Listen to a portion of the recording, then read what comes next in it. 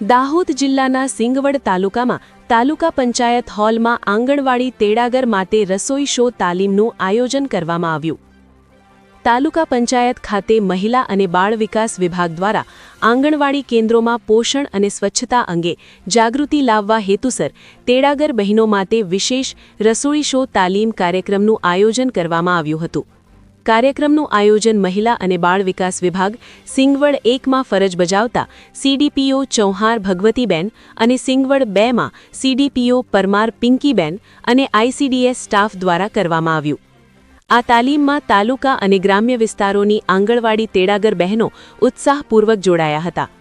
તાલીમ દરમિયાન ગર્ભવતી માતાઓ, ધાત્રી માતાઓ અને 6 મહિનાથી 6 વર્ષ સુધીના બાળકો માટે પૌષ્ટિક અને સંતુલિત આહાર કેવી રીતે તૈયાર કરવો તેની પ્રાયોગિક માહિતી આપવામાં આવી. કાર્યક્રમમાં પોષણયુક્ત વાનગીઓ જેવી કે લાપસી, શાકભાજી ખીચડી, મગનો શીરો અને અન્ય સ્થાનિક પોષણયુક્ત વાનગીઓ બનાવવાની પ્રદર્શનાત્મક સમજણ આપવામાં આવી. સાથે સાથે ખોરાક બનાવતી વખતે સ્વચ્છતા, ગુણવત્તા અને પ્રમાણનું મહત્વ સમજાવવામાં આવ્યું. રિપોર્ટર કમલેશ બારિયા, સિંગવડ.